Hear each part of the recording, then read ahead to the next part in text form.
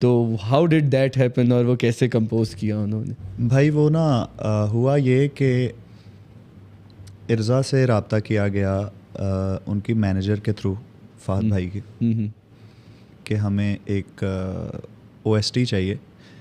उसके बारे में एक्सप्लेन किया उन्होंने। अच्छा हाँ, उससे पहले मैं ये बता दूं कि हमारे कुछ SOPs हैं बहुत पहले से, जब कोई हमारे पास इतने शोज़ भी नहीं थे, कुछ भी नहीं था कि हम ताकि ये इसलिए एक्सप्लेन कर रहा हूँ कि अक्सर लोग कहते हैं कि अब इनकी तबीयत ख़राब हो गई है। ऐसा कुछ नहीं था, बस कुछ असूल होते हैं आपके। हमने ये असूल बनाए थे कि हम OST कभी नहीं करेंगे बिल्कुल ड्रामों का। हम कॉरपोरेट शोज़ बहुत हमारी टर्म्स पे जो आएंगे सिर्फ वो वाले करेंगे। कुछ हमारे असूल हैं कि हमें वहाँ पर स्टेज कैसा चाहिए, कुछ लॉजिस्टिकली कुछ चीज़ें हैं और कुछ एथिकली हैं जो हम डिमांड करते हैं कि ये चीज़ें होंगी तो हम शो परफॉर्म करेंगे, अदरवाइज़ हम नहीं करेंगे। तो ये हमने बहुत पहले से।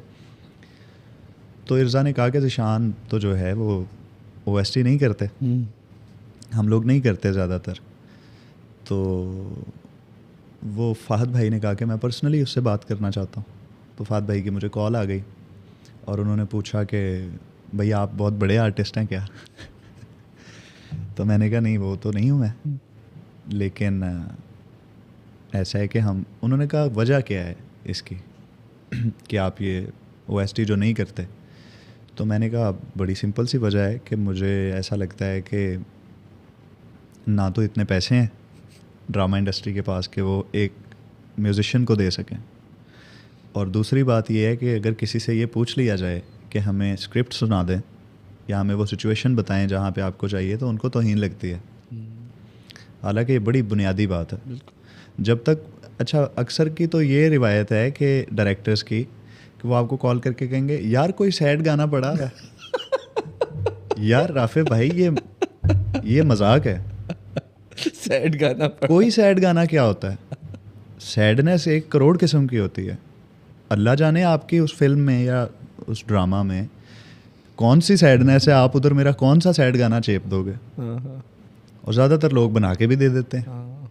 पर हम ज़रा थोड़ा सा परहेज़ करते हैं इस चीज़ से कि मैंने कहा मुझे जब तक ये पता नहीं कि सिचुएशन क्या है, स्टोरी क्या है, और वो लगती है अक्सर लोगों को, मेरे प्रीवियस एक्सपीरियंसेस से मैं बता रहा हूँ आपको, कि लोगों को तौहीन लगता है जब उन्हें कहें कि हमें स्टोरी सुनाएं। बिल्कुल। वो कहते हैं तुम गाना बनाओ, तुम हम क्यों सुनाएं, तुम हमने रिवील करेंगे। तो वो थोड़ा हंसे आगे से पहले हल्का सा, और फिर उन्होंने कहा अच्छा ये तो प्रॉब्लम नहीं है, चलो फिर काम करते हैं साथ। तो यानी ये मैं तारीफ़ कर रहा हूँ उनकी कि वो बड़े मुनासिब इस हवाले से, और उन्होंने बड़ी इज़्ज़त से मुझे मुखातिब भी किया और बड़ी रिस्पेक्ट से मुझसे बात भी की। खैर उन्होंने भिजवाया अपनी मैनेजर को, उन्होंने आके पूरी हमें स्टोरी नरेट की, साथ में एक्स्ट्रा चीज़ की कि विजुअल भी दिखाया कि यहाँ लगेगा गाना। अच्छा। ये हो चुका है शूट। मैंने कहा जब ये मांग रहा है तो पूरा काम, तो पूरा काम जब उन्होंने वो खैर उन्होंने जब वो हमें नरेट कर दिया और सुनाई, तो अगली बात थी फाइनेंसेस। तो वो भी उन्होंने हमें जो भी हमारी डिमांड थी वो हमें उन्होंने पे किया। तो हमने 2-3 चीज़ें पे नहीं किया, मतलब तय हो गया कि ये हम आपको पे करेंगे जो आप मांग रहे हैं। तो मैंने कहा कि हमारा ना US टूर था 3 दिन बाद जब ये सब कुछ हो रहा था। तो मैंने उनसे इनिशियली, मैंने और इर्ज़ा ने डिस्कस कर लिया कि 3 दिन के अंदर हम कोशिश करेंगे कि हम आपके लिए कुछ बना लें, लेकिन अगर ना बन पाया तो हमारी, जब हम यहाँ से निकल गए तो हम आपको ये बता के जाएंगे कि अब आप किसी और से करवा लें, हम कमिट नहीं कर रहे, पर इन 3 दिनों में हम आपके साथ जुड़े हुए हैं, हम बार बार चीज़ बनाने की कोशिश करेंगे, अगर आपको पसंद आ गई तो उसके ऊपर आगे काम करेंगे, लेकिन इन 3 दिनों में अगर कोई चीज़ ना बन पाई तो फिर आप किसी और से करवा लीजिएगा, हम आपको लटकाएंगे नहीं, ना ही कोई मिस कमिटमेंट करेंगे। तो ये तय हो गया। तो मैंने 2-3 गज़लें उनको भिजवाई कंपोज करके, तो वो उनको समझ नहीं आई। ठीक है। तो वो दिन गुजर गए। अब हमारी कल फ़्लाइट है सुबह, और इर्ज़ा ने उनको बोल दिया कि भाई हम माजरत की कोशिश की हमने, अगर वक्त ज़्यादा होता तो हम कोशिश करते मज़ीद इस पर, तो फिर इंशाल्लाह कभी काम करेंगे साथ। उन्होंने भी कहा थैंक यू कि आपने कंसिडर किया और टाइमली हमें बता दिया। इतने में इर्जा की मुझे कॉल आई, मैं कहीं से स्टूडियो से घर आ रहा था कि यार एक गाना पड़ा हुआ है आपका, तो ये जो कहानी हमने सुनी है और जो विजुअल देखा है इसके मुताबिक ना वो परफेक्ट है इसके लिए। ये इर्जा का डिसीजन था। अच्छा। तो मुझे एकदम क्लिक हुआ, मैंने कहा यार वो तो बहुत ज़बरदस्त इस सिचुएशन पे बैठ रहा है गाना। तो इर्जा ने कहा कि मैं फिर भेज रही हूँ उनको, तो देखते हैं आगे। इर्जा ने वो भेजा ग्रुप के अंदर, एक ग्रुप बना हुआ था जहाँ फात भाई भी थे, हम लोग थे। तो कोई 2-4 मिनट बाद फात भाई का उसमें मैसेज आ गया और मुझे कॉल भी आ गई कि यार यही तो चाहिए था हमें। तो मैंने फिर उनसे मैंने कहा जी ये चाहिए आपको, ले लें गाना। वो 10 साल पहले मैंने बनाया था गाना। ओह क्या बात, पूरे 10 साल पहले। तहजीब हाफी ने लिरिक्स लिखे हुए हैं उसके। अच्छा। ये वो टाइम है जब तहजीब को कोई जानता था ना मुझे कोई जानता। तो हम इतने पुराने दोस्त हैं यानी।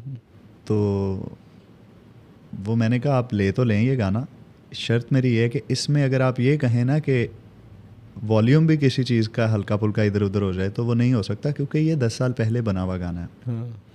अब इसको या तो पूरा रीडू करना पड़ेगा दोबारा से, या एज इट इज़ करना, या ऐसे ही करना पड़ेगा। उन्होंने कहा हमें ऐसे ही चाहिए, बस ये है कि हमें हमिंग में इसकी मेलोडी चाहिए, वो आप रिकॉर्ड कर दें। मैंने कहा हम तो अब जा रहे हैं अमेरिका, आप किसी भी आर्टिस्ट से वो करवा लें, मुझे कोई मसला नहीं। गाना मेरा है ओरिजिनल। अक्सर लोगों को होता है ये प्रॉब्लम कि किसी और से क्यों करवाएं। तो मैंने कहा कि आप किसी से भी वो हमिंग उसकी करवा लें मेलोडी पर, मुझे कोई प्रॉब्लम नहीं, उसको क्रेडिट भी दें उसमें। क्योंकि मेरे पास अगर वक्त होता तो मैं ये करता। तो अब मज़ीद ज़रूरी चीज़ें हैं जो मैंने करनी है। आपका प्रोडक्ट बन गया ज़बरदस्त, तो ऐसे करके वो गाना उसमें आया। अब इंटरेस्टिंग बात ये है कि उस ड्रामा में 6-8 गाने थे। हाँ। और बहुत अच्छे आर्टिस्टों के बहुत ज़बरदस्त गाने थे। वो गाने चले हैं थ्रू आउट द ड्रामा बाकी के। ये गाना चला है आखिरी के 2 हफ्ते। बिल्कुल। यानी पूरा गाना तो शायद कहीं चला है, पूरा गाना तो यूट्यूब पे रिलीज़ हुआ। सिचुएशनली वो एक आधी लाइन पीछे चलती थी सिचुएशन पे। लेकिन अगर आप इसकी वो लोगों का रिस्पॉन्स चेक करें उस पर, जो भी आप जिस तरह भी मेजर करते हैं उसको, तो वो इस गाने पे ज़्यादा आया। वजह ये थी कि वो बने बनाए गाने लिए गए थे। कोई हैप्पी गाना है समझ रहे जवाब में आए, वो इस ड्रामा के लिए नहीं बने थे। ये सिचुएशन पूछी गई थी और मेरे पास तो इस वक्त 250 गाना बना पड़ा हुआ है मेरे अपने जो ओरिजिनल हैं। क्योंकि जब भी कोई हमें ख्याल आता है ऐसा कॉम्पोजिशन बनती है तो हम उसे कंप्यूटर में ज़रूर उतार लेते हैं। तो इस शेप में 250-300 गाना पड़ा हुआ है। तो इसको सोच समझ के उस सिचुएशन के ऊपर इसको चूज़ किया गया था कि यहाँ, तो इसलिए उसका इम्पैक्ट ज़्यादा था। वो जब हल्का सा पीछे हारमोनियम का पीस भी आता था ना, जब वो ड्रामा के कैरेक्टर्स की वो सिचुएशन आती थी, वो उसका एक बड़ा आइकॉनिक सा पीस है।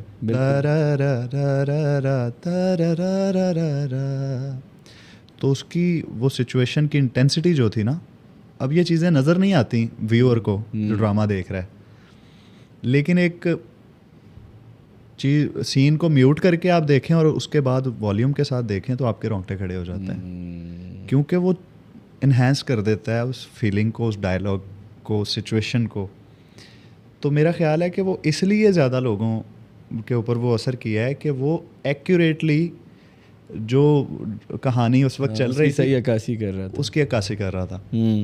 तो बहरहाल उस गाने को नहीं, वो तो ड्रामा भी बड़ा अच्छा, लोगों में बड़ा मकबूल हुआ, बड़ा अच्छा ड्रामा था। मैंने कोई कमो बेश 12-15 साल के बाद आखिरी ड्रामा जो मैंने अपनी ज़िंदगी में देखा था ना, वो स्टार प्लस पे था। ओए होए होए, जब स्टार प्लस आया करता था यहाँ तो और वो बड़े क्रिंज ड्रामा हुआ करते थे वो, जो हम देखते थे बचपन में।